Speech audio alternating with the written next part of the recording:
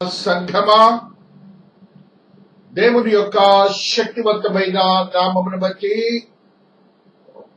ఆత్మదేవుని మహాకృపను బట్టి మనమందరం కూడా సజీవులుగా దేవాతి దేవుని ఆరాధించే సమూహంలో దేవాతి దేవుడి మనల్ని ఈ దినమున ఉదయకాల సమయంలో ప్రార్థన ఆరాధనలు ప్రవేశపెట్టినందుకు దేవునికి ఎంతగానో కృతజ్ఞతలు చెల్లించబడుతున్నాం. చేరి వచ్చిన మీ అందరికీ క్రీస్తు యేసు నామములో శుభములు సమాధానములు కలుగునుగాక. ఆమేన్. నేటి ఉదయకాల ప్రార్థన ఆరాధన నిమిత్తమై పరిశుద్ధాత్మ దేవుడు మనకు అనుగ్రహించిన వాక్య భాగము తద్రీతిగా ఉన్నది. 2 రాజుల గ్రంథము 6వ అధ్యాయము 1వ వచన ప్రారంభము. అంతట ప్రవక్తల శిష్యులు ఎలీషా యొద్దకు వచ్చి, ఇదిగో నీ యొద్ద మాకున్న స్థలము ఇరుకుగా ఉన్నది.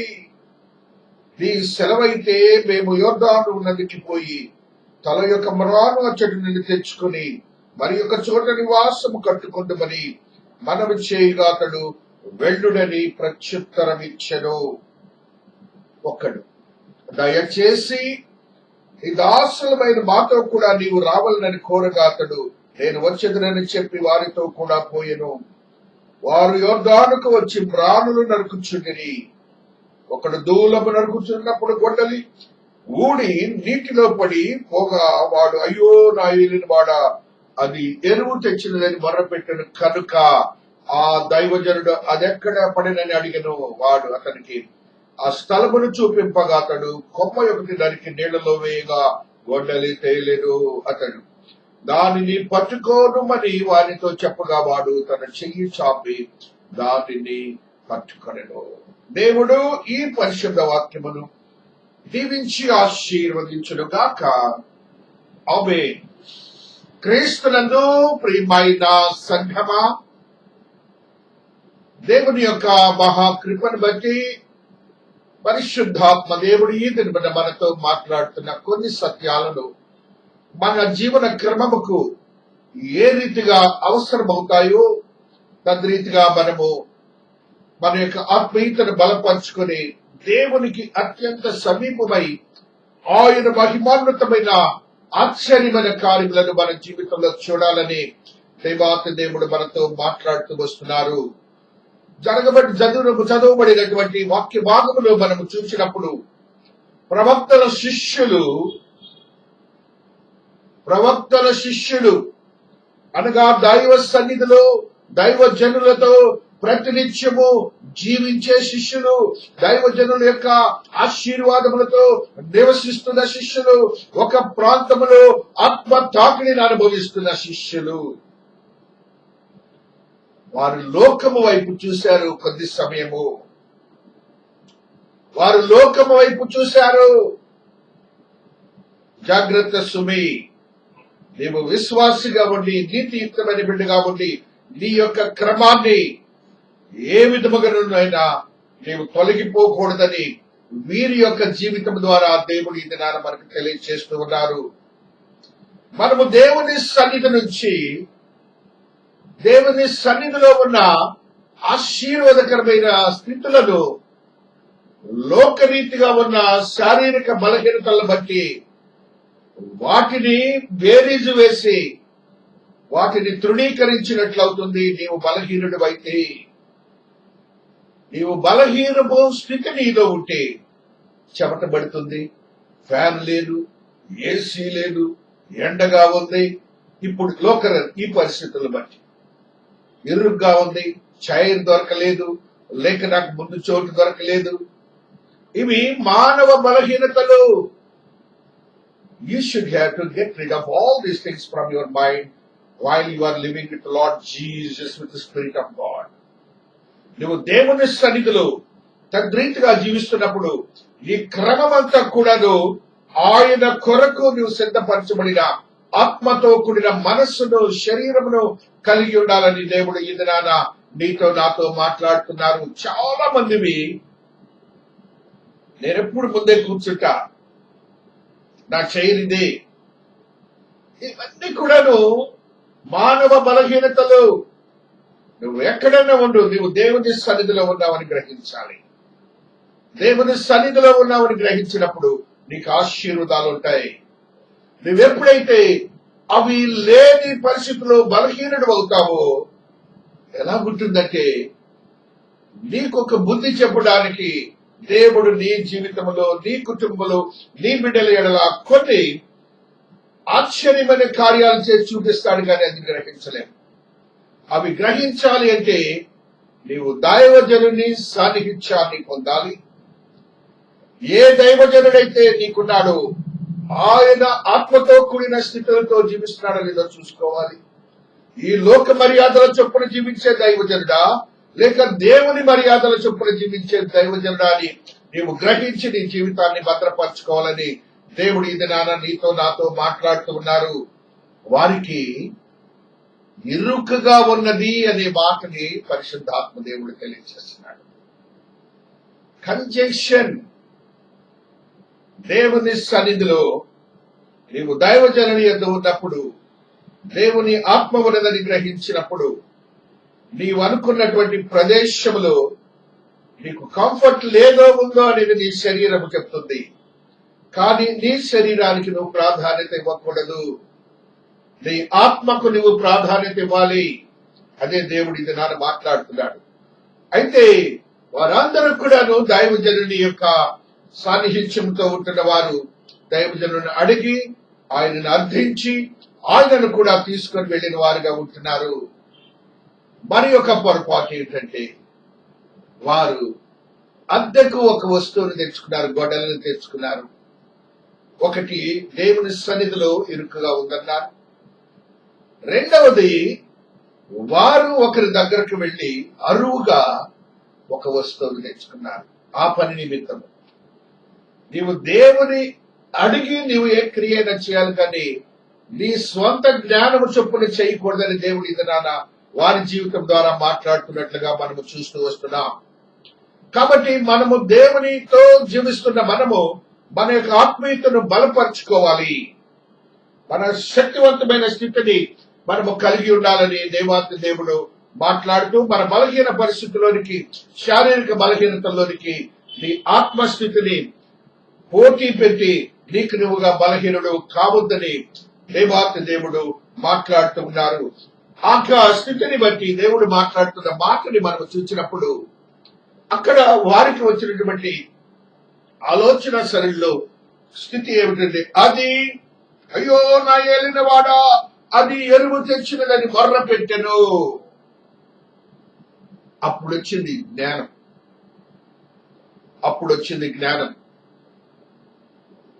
ఒకరికి బాధ్యతగా నువ్వు ఒక వస్తువు తెచ్చినప్పుడు ఆ వస్తువుని మరలా తిరిగి వాళ్ళకి ఇవ్వాలనేది ఆ సత్యాన్ని నువ్వు గ్రహించాలి. ఆ యొక్క నిర్గమాకాండ 22:14 ఒక సత్యాన్ని చదువుకుంటూ వస్తున్నాం. 22:14 ఒక సత్యాన్ని ఆత్మదేవుడు మనకు తెలియజేస్తూ ఉన్నాడు. ఒకడు తన పొరుగువాని యొద్ద దేనినైనా బదులు తీసుకొని పోగా, ఇది మనందరికీ ఇది జరిగేది. దాని యజమానుడు దాని యొద్ద లేనప్పుడు అది హాని పొందినను చచ్చినను దాని నష్టమును అచ్చుకొనవలెను. అది ధర్మశాస్త్రం చెప్తున్న మాట. నీవు ఒక దగ్గర తీసుకున్నప్పుడు నీవు ఇవ్వవలసినది తిరిగి, అది ఇవ్వవలసినది. దాని యజమానుడు దానికి బాధ్యుడు. కాబట్టి వారు కూడా ఆ ధర్మశాస్త్రానుసారమైన భయము కలిగి ఆ యొక్క దాసుడైనటువంటి ఎలీషా భక్తుని అడుగుతున్నట్లుగా మనము చూస్తున్నాం. మొర్ర పెట్టెను. అప్పుడు వాళ్ళు వెళ్ళేటప్పుడు ఏం అడిగారంటే, ఆయన్ని వాళ్ళు అడిగినటువంటి స్థితిని చదువుకుంటూ వస్తున్నాం.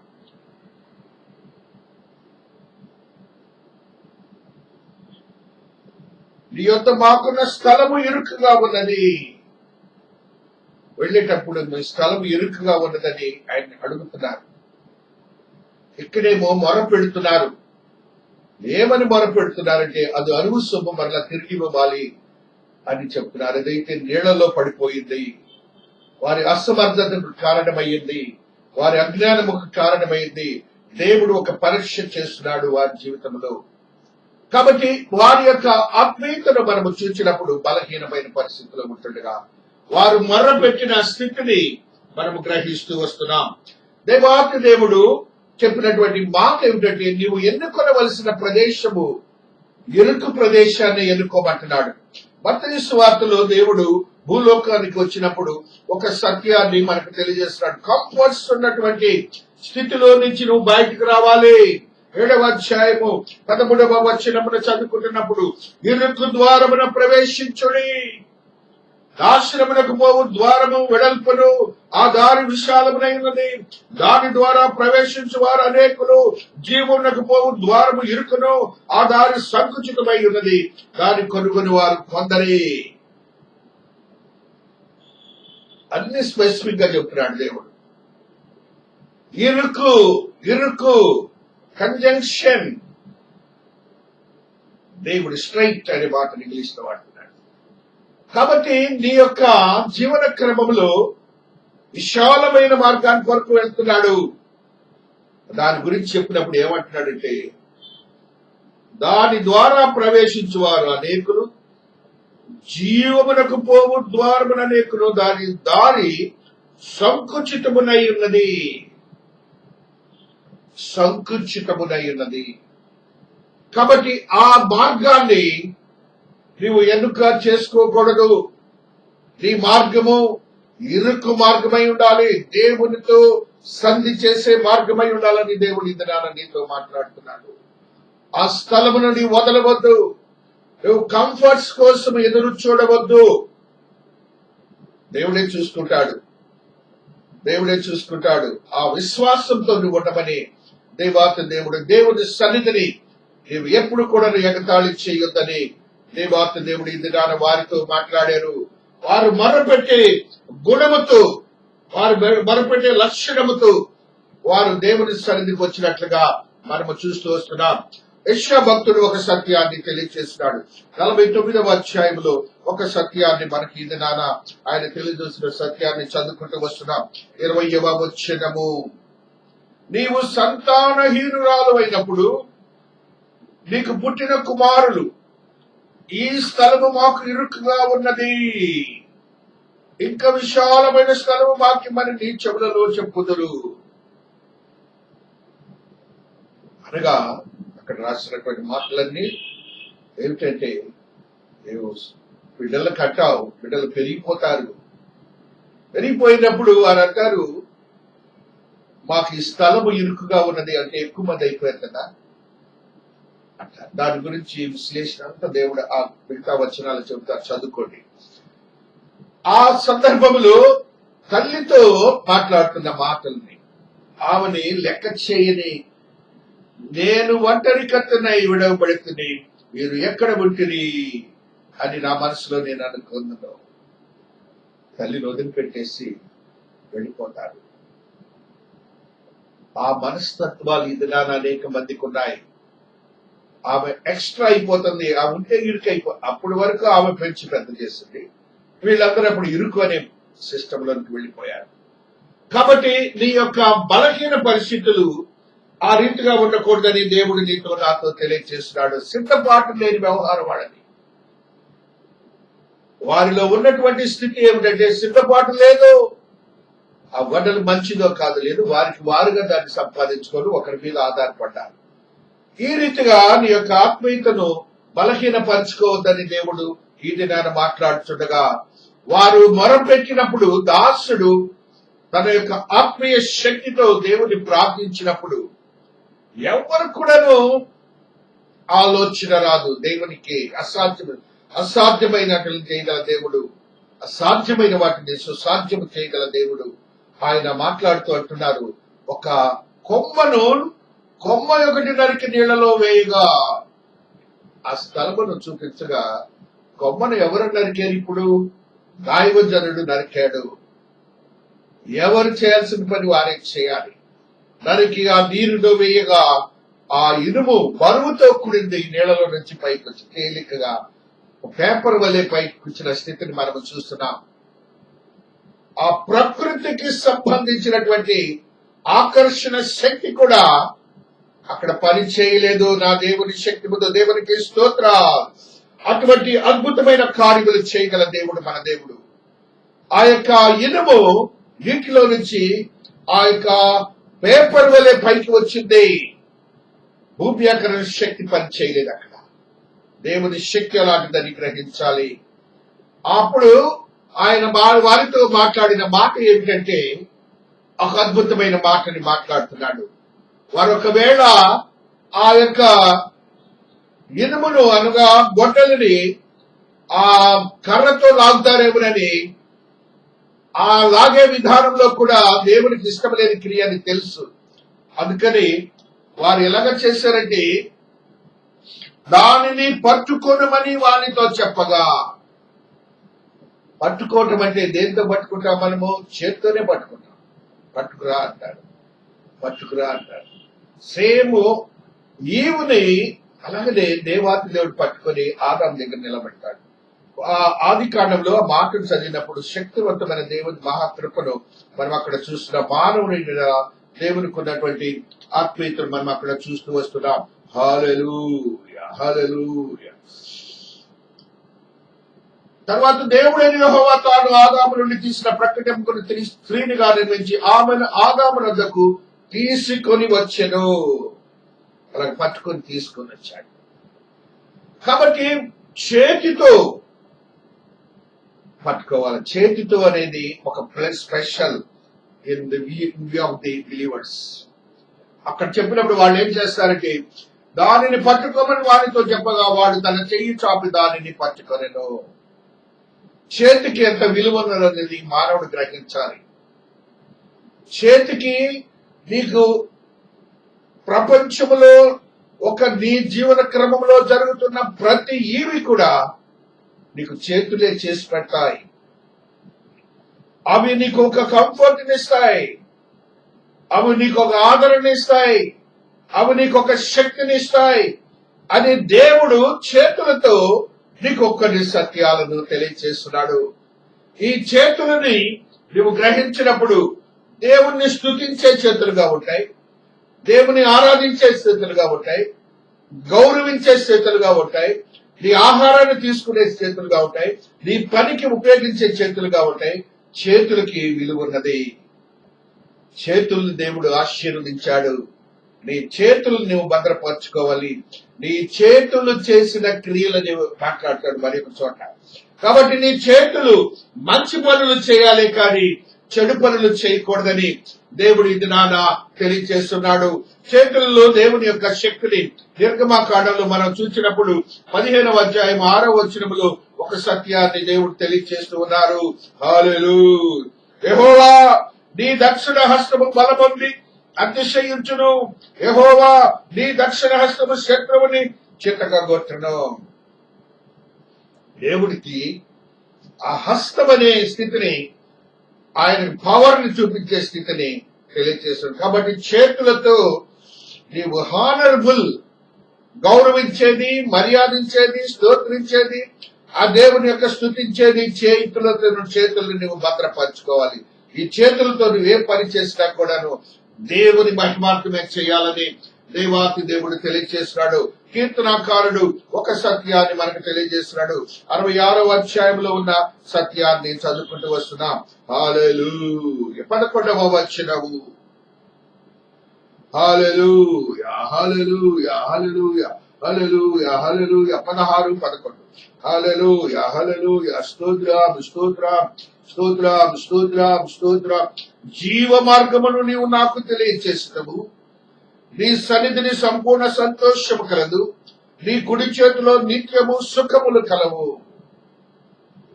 చేతికి ఎంత విలువనిస్తున్నాడంటే పరిశుద్ధాత్మ దేవుడు ఆ యొక్క హానరబుల్ ప్లేస్ లో దేవుడు ఉంచుతూ దాసుడు చెప్తున్న మాటలు అద్భుతమైన సత్యాలని తెలియజేస్తున్నట్టుగా మనం చూస్తూ వస్తున్నాం. నీ జీవ మార్గంలో నీవు నాకు తెలియజేసదు. నీ సన్నిధిని సంపూర్ణ సంతోషము కలదు. నీ కుడి చేతిలో నిత్యము సుఖము కలవు. అదే రీతిగా దేవుడు మాట్లాడుతున్న మరొక సత్యాన్ని చూసినప్పుడు సామెతలు 3:16 ఒక సత్యాన్ని తెలియజేస్తూ ఉన్నారు. హల్లెలూయా. దాని కుడి చేతిలో నీ దీర్ఘాయువును, దాని ఎడమ చేతిలో ధన ఘనతలు ఉన్నవి. చేతులకి ప్రాధాన్యతను చెప్తున్నాడు, చేతులకి విలువను చెప్తున్నాడు. అదే రీతిగా గలేషియన్స్ 2:9 ఒక సత్యాన్ని చెప్తున్నారు. గలతీయులకు రాసిన పత్రిక 2వ అధ్యాయము 9వ వచనాన్ని మనము చదువుకుంటున్నప్పుడు ఒక సత్యాన్ని ఆత్మదేవుడు మనకి ఇది రానా తెలియజేస్తూ ఉన్నారు. హల్లెలూయా. అనగా సున్నతి పొందిన వారికి అపోస్తలుడవుటకు పేతురునకు సామర్థ్యము కలుగు చేసిన వాడే అన్ని జనులకు అపోస్తలుడవుటకు నాకును సామర్థ్యం కలుగు చేసిన వారు గ్రహించినప్పుడు స్తంభములుగా ఎంచబడిన యాకోబు, కేఫా, యోహానుల అనువారు నాకు అనుగ్రహముడు కృపను కనుగొని మేము అన్ని జనులకును తాము సున్నతి పొందిన వారికి అపోస్తలుగా ఉండవాలని చెప్పి తమతో పాలువారమని సూచనగా నాకును బర్నబాకును కుడి చేతిని ఇచ్చేది.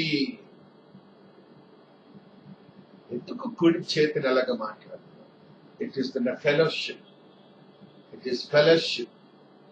ఈ చేతిలో దేవుడు చేతులకు ఇచ్చిన ప్రాధాన్యతను మనం గ్రహించుకొని మన జీవితాలను భద్రపరచుకోవాలి, మన యొక్క ఆత్మీయతను స్థిరపరచుకోవాలి, ఒక నూతనమైన అనుభవాలతో నింపబడే యోగ్యతను మనం సంపాదించుకోవాలి.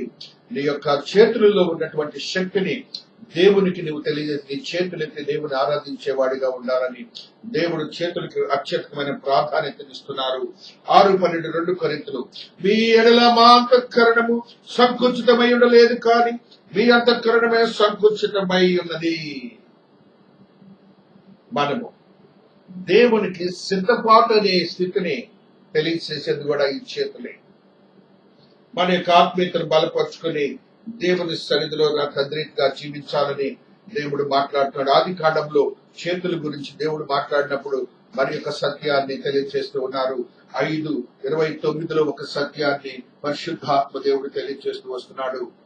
భూమిని యెహోవా శపించినందువలన కలిగిన మన చేతుల కష్టము విషయములోను మన పని విషయంలోను ఇతడు మనకి నెమ్మది కలుగు చేయనుకొని అతనికి నోవహు అని పేరు పెట్టెను. మన చేతుల కష్టం విషయములోను మన పని విషయములోను భూమిని శపించడం ద్వారా చేతులకు పని పట్టింది. అది అసలు విషయం. కాబట్టి దేవుడు ఈ చేతులకి ఆశ్చర్యకరమైన స్థితిని ఇచ్చారు. మన శాపాన్ని తెచ్చుకొని కష్టాన్ని తెచ్చుకుందాం. ఈ చేతులతో ప్రతి మనుష్యుడు శ్రమపడి ఆ యొక్క భూమిని సేద్యము చేసి పండించాలి. అనగా నీ కుటుంబాన్ని నీవుగా ఆశ్చర్యకరంగా మార్చుకోవాలంటే ఈ చేతులతో నువ్వు పనిచేయాలి. నీ జ్ఞానం ఉంటే జ్ఞానం అనే చేతులతో నువ్వు పనిచేయాలి, బలం ఉంటే బలం అనే చేతులతో పనిచేయాలి, నీకు ప్రేమ ఉంటే ప్రేమ అనే చేతులతో పనిచేయాలి, ధర్మం ఉంటే ధర్మం అనే చేతులతో పనిచేయాలి, సహవాసం ఉంటే సహవాసం అనే చేతులతో పనిచేయాలి. ఆ రీతిగా నీ జీవన క్రమమంతా నీకు ఇచ్చినటువంటి చేతుల ద్వారా ఆహారాన్ని భుజించడానికి కూడా ఆధారపడి ఒక పర్యాయం ఆలోచించుకోండి. 24 hours లో చేతులకున్న ప్రాధాన్యత ఎలాంటిదో దేవుడు నీతో నాతో మాట్లాడుతూ ఉన్నారు. ఆ రీతిగా మన యొక్క ఆత్మీయతను బలపరుచుకొని మనకు మనముగా భద్రపరచుకోవాలని దేవాతి దేవుడు మనతో మాట్లాడుతుండగా 47 యెహెజ్కేలు 2వ వచనంలో ఒక సత్యాన్ని చదువుకుంటున్నాం. పిమ్మట ఆయన ఉత్తరపు కుమ్మపు మార్గముగా నన్ను నడిపించి చుట్టూ త్రిప్పి తూర్పునకు పోవు దారిని బయటకు పోనకు తోడుకొని వచ్చెను. నేను చూడగా అక్కడ గుమ్మపు కుడి ప్రక్కన నీళ్లు ఉబ్బికి పాలు చుడెను. కుడి ప్రక్కన ఎడమ కుడి చేతులకి సిగ్నల్ సైన్స్ ఇచ్చే స్థితి కూడా ఉన్నది. నా ఎడమ చేతి వైపు నా కుడి చేతి వైపు అని అంటాం. అంత గొప్ప ప్రాధాన్యత ఉన్న దానిని భక్తుడు అంటున్నాడు, నీ చేతితో తీసుకో అనగా దేవుడిచ్చే ఆశీర్వాదాన్ని నీవు చేతులతో దేవునికి తెలియచేయాలి. ప్రతినిత్యము ఈ చేతులకు ప్రాధాన్యత ఇవ్వాలి. తద్వారా దేవుడు మహింపరచబడతాడు. దేవుడు ఒక అద్భుతమైన కార్యములు చేశాడు. సృష్టికి విరుద్ధమైనటువంటి భూవ్యాకరణ శక్తిని బయట పెట్టేసి ఆ యొక్క ఇనుమును నీళ్లపై తేలిక చేసి ఆ పట్టుకునేటప్పుడు ఎలా పట్టుకునే గౌరవంగా నీ యొక్క చేతులతో దేవుని మర్యాదగా తీసుకోవాలి. అది ప్రతిదీ కూడాను దేవుని యొక్క శరీరమును తీసుకునేటప్పుడు కూడా అంత శక్తివంతమైన స్థితి నీలో ఉండాలి. ఎంతో మర్యాదగా గౌరవంగా నీవు తీసుకొని దేవుని యొక్క కార్యాలను జరిగించాలని దేవాతి దేవుడు నీతో నాతో మాట్లాడుతున్నాడు. నీ యొక్క సంఘములో కానీ దేవునితో కానీ సహవాసంలో కానీ నీ చేతుల ద్వారా దేవుని మహింపరచాలి, ఆరాధనలో దేవుని మహింపరచాలి, నీ యొక్క జీవన క్రమంలో దేవుని మహింపరచాలి. ఈ చేతులకు అంత ప్రాధాన్యతను దేవాతి దేవుడు ఇచ్చాడని పరిశుద్ధాత్మ దేవుడు ఈ దినాన నీతో నాతో మాట్లాడుతూ వస్తున్నారు. తద్రీతిగా పరిశుద్ధాత్మ దేవుడు తెలియజేసిన ఒక మాటని సిద్ధపాటు లేని జీవితం వాళ్ళ దగ్గర చూశాం. 1 తెస్సలోనిక 5:8 మనము చూసినప్పుడు ఒక సత్యాన్ని తెలియజేస్తూ ఉన్నారు. 1 తెస్సలోనిక 5:8 మనం చదువుకున్నప్పుడు ఈ రీతిగా దేవుడు మాట్లాడుతూ వస్తున్నారు. మనము పనివారమై ఉన్నాము కనుక మత్తులమై ఉండక. చాలా జాగ్రత్తగా ఉండాలి. మనము మత్తులమై ఒకవేళ జీవన క్రమంలో ఉన్నామేమో, మనము జాగ్రత్తగా ఉండాలని ఆత్మదేవుడు తెలియజేస్తూ వస్తున్నారు. దేవుని మహాకృపను మనము కలిగి ఉండి దేవాతి దేవుని శక్తితో మన జీవన క్రమాన్ని చాటుకోవాలని దేవాతి దేవుడు మాట్లాడుతూ వస్తున్నారు. శక్తివంతమైన దేవుని నామమును మనము కలిగి ఉన్నాం. శక్తివంతమైన దేవుని నామమును మనం కలిగి ఉన్నాం. మనకు దేవుడిచ్చిన అవయవాల్లో చేతులు ప్రాధాన్యతను కలిగి మనం జీవించాలి. దేవుని మహింపరిచే వారిగా ఉండాలని ఆత్మదేవుడి దినాన నీతో నాతో మాట్లాడుతున్నాడు. సిద్ధపాటు లేని జీవితం మనకు ఉండకూడదు. నువ్వు ఆత్మీయతో కూడిన స్థితిని, దేవుని సన్నిధిని వదిలే స్థితిని ఉండకూడదు. పరిశుద్ధతో జీవించాలని పరిశుద్ధాత్మ దేవుడి దినాన నీతో నాతో మాట్లాడుతున్నాడు.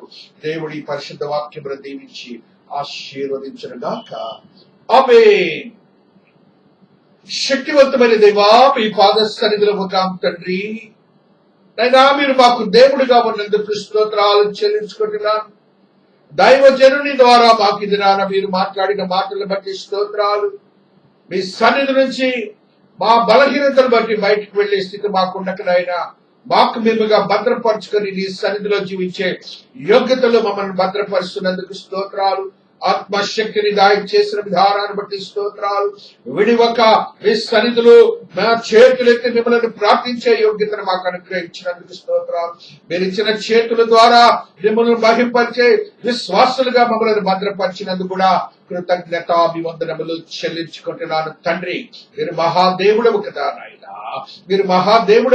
నాయనా, ఆత్మకార్యములు జరిగించే దేవుడవు కదా తండ్రి. శక్తివంతమైన స్థితిగతులు మాకు అనుగ్రహిస్తున్నందుకు స్తోత్రాలు చెల్లించుకుంటున్నాను. ప్రతి బిడ్డను మీరు ఆశీర్వదకరంగా మార్చుకున్నందుకు స్తోత్రాలు. సంఘములో ఉన్న ప్రతి కుటుంబాన్ని, ప్రతి విశ్వాసిని మీ పాద సన్నిధిలో పెడుతున్నారు తండ్రి. ఆశీర్వదించండి, బలపరచండి, భద్రపరచండి. ఒక నూతనమైన అనుభవాలతో నింపండి నాయన. నూతనమైన శక్తి నా బిడ్డలకు దాయిచేయండి.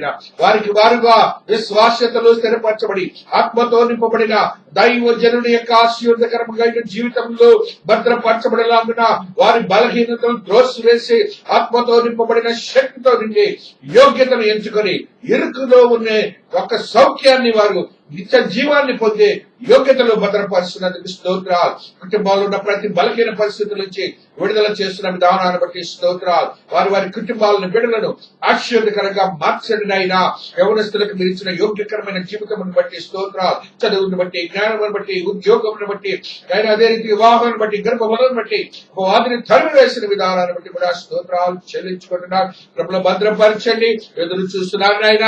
గర్భములు తెరచినందుకు స్తోత్రాలు. సంతోషకరమైన దినములను ప్రకటించినందుకు స్తోత్రాలు. ఉద్యోగములు దాయి చేసినందుకు స్తోత్రాలు. వారికి సంతోషాన్ని ఇచ్చినందుకు స్తోత్రాలు. వివాహాలు జరిగించినందుకు స్తోత్రాలు. వారికి సంతోషాన్ని అనుగ్రహించినందుకు స్తోత్రాలు. ఒక కృప నా బిడ్డలతో సిద్ధీకరింపజేసినందుకు స్తోత్రాలు. బిడ్డలకు తల్లిదండ్రులకు భార్యకులు భర్తకులు సంతోషాన్ని, శాంతిని, సమాధానాన్ని దయచేసి మీరు మాత్రమే మహిమపరచబడను గాక. కృపలు భద్రపరచబడను గాక. ఆత్మకార్యములే జరిగించబడను గాక. నూతనమైన శక్తితో నింపబడను గాక. ఆత్మదేవుని ఆత్మశక్తి స్థిరపరిచి నూతనమైన అనుభవాలతో నింపినందుకు స్తోత్రాలు. కుటుంబాలన్నీ కూడా తండ్రి పరిశుద్ధాత్మతో నింపబడిన శక్తివంతమైన స్థితిగతులను అనుగ్రహించండి. వారి కుటుంబంలో జటిలమైన సమస్యలు, అనారోగ్యములు, ఆర్థిక సమస్యల నుంచి విడుదల చేసి మీరే మహిమ పరచబడిన గాక. అదే రీతిగా నాయన మీరు గొప్ప దేవుడు. వృద్ధులుగా ఉన్న బిడ్డలకు ఆదరణ దాయిచ్చేయండి, కృపలో భద్రపరచండి, ఆత్మశక్తిని దాయిచ్చేయండి. ఆత్మతో నింపబడిన ప్రతి పరిస్థితి స్థిరపరచబడి కృపలో భద్రపరచబడిన గాక. నూతనమైన అనుభవాలతో నింపబడిన జీవితం నా బిడ్డలకు అనుగ్రహించబడిన గాక. ఆదరణ దాయిచ్చేయండి, ప్రార్థనా జీవితం దాయిచ్చేయండి. ప్రార్థన కోల్పోయిన వారు, బాల్యం కోల్పోయిన వారు ఉన్నారు. ఆదరణతో కూడిన జీవితాలు సంతోషకరమైన దేవుడు ప్రకటించండి. వారి బిడ్డలు ఆయా దేశాల్లో ఉన్నారు. అమెరికా దేశం, ఇంగ్లాండ్ దేశం, ఆస్ట్రేలియా దేశము, అదే రీతిగా మస్కెట్, కువైట్, అనేక దేశాలు, Australian countries, African countries, Asian countries, European, American countries లో ఉన్నారు. వారి బిడ్డలకు క్షేమాన్ని దాయించండి. వారు చేస్తున్న పనులను ఆశీర్వదించండి. వివాహాలు జరిగించండి. వివాహాల విషయంలోనైనా ప్రాబ్లం వచ్చిన బిడ్డలకు నైనా కృప చూపి ఆశీర్వదకరంగా మార్చి మీరు మాత్రమే మహిమ పాలించబడిన గాక. ఆత్మ కార్యములే జరిగించబడిన గాక. చిన్న బిడ్డలకు ఎదుగుదల, జ్ఞానం, వివేకము దాయిచ్చేయండి. నూతనమైన అనుభవాలతో కూడిన జీవితాలు దాయిచ్చేయండి నాయన. ఆ దేశాన్ని, రాష్ట్రాన్ని, విశ్వాన్ని, పట్టణాన్ని మీరు ఆశీర్వదకరంగా మార్చుకున్నందుకు స్తోత్రాలు. నాయన ఎక్కడ కరోనా ఉన్నదో ప్రతి ప్రదేశంలోనైనా మీరు విడుదల చేసి మీ మహిమానతమైన హస్తంతో తాకి ఆరోగ్యవంతులుగా సిద్ధపరుస్తున్నందుకు స్తోత్రాలు చెల్లించుకుంటున్నా. నాయన మా అధికారులకు అధిపతుల జ్ఞాన వివేకము దాయిచ్చేయండి. నాయన పరిపాలన సౌలభ్యం దాయిచ్చేయండి. ప్రపంచంలో ఉన్న కరోనా నుంచి విడుదల చేయండి నాయన. మీ కృప చూపుడనైనా, మీ దయ చూపుడనైనా, మీ దయా హస్తముతో తాకడినైనా మీ బిడలమునైనా మేము ఆయన ఆరాధన క్రమం జరిగించుకోవాలని ఆశపడుతున్నాం. ఈ క్రమంలో భద్రపరిచి ఆత్మశక్తి నింపబడిన ప్రతి పరిస్థితి స్థిరపరిచి కృపలో భద్రపరచబడిన గాక. నూతనమైన అనుభవాలతో నింపబడిన జీవితం అనుగ్రహించబడిన గాక. శక్తివంతమైన స్థితిగతులే నా దేవుని యొక్క ఆత్మతో నింపబడిన స్థితులు అనుగ్రహించిన నా దేవుడు గొప్పవాడని ఒక సాక్ష్యం ఇచ్చినందుకు కూడా స్తోత్రాలు చెల్లించుకున్న సంఘాన్ని, సంఘ బిడ్డలను ఆశీర్వదించినందుకు స్తోత్రాలు. అన్ని కాల్చిన సంఘము చుట్టూ వచ్చినందుకు స్తోత్రాలు. అసాంఘిక శక్తులు, అదే రీతిగా అపవాది కరోనా నుంచి విడుదల చేసినందుకు స్తోత్రాలు. ప్రతి బిడ్డను ఆత్మతో నింపుతున్నందుకు కృతజ్ఞతాభివందనములు చెల్లించుకుంటూ ప్రభుని తన కుమారుడైన యేసు నామమున బ్రతిమలాడి వేడుకొనుచున్నా తండ్రి. ఆమేన్. పరలోకమందున్న మా తండ్రి, ఈ నామం పరిశుద్ధపరచబడిన గాక. ఈ రాజ్యము వచ్చు గాక. ఈ చిత్తము పరలోకమందు నెరవేర్చినట్లు భూమి అంతా నెరవేరును గాక. మా ఆహారం మాకు దాయిచ్చి పైడల అపరాధము చేసిన వారిని మేము క్షమించిన ప్రకారం అపరాధము క్షమించం. శోధనుడి కీడును రక్షించం. రాజ్యము, శక్తి, మహిమ నిరంతరము నీవై ఉన్నావు తండ్రి.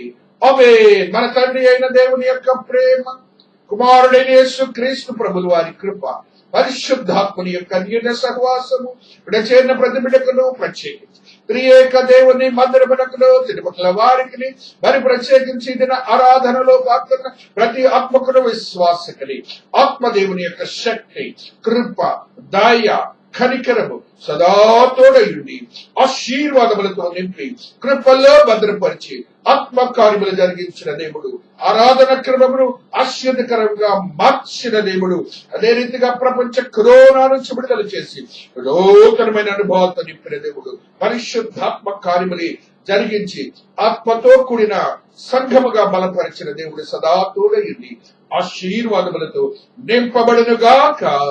ఆమేన్. Amen. Amen. Have a blessed day. God bless you all. God bless you all. శక్తివంతమైన దేవుని మహాకృప మీతోనూ మీ కుటుంబములతోనూ సిద్ధీకరింపబడును గాక. ఆమేన్.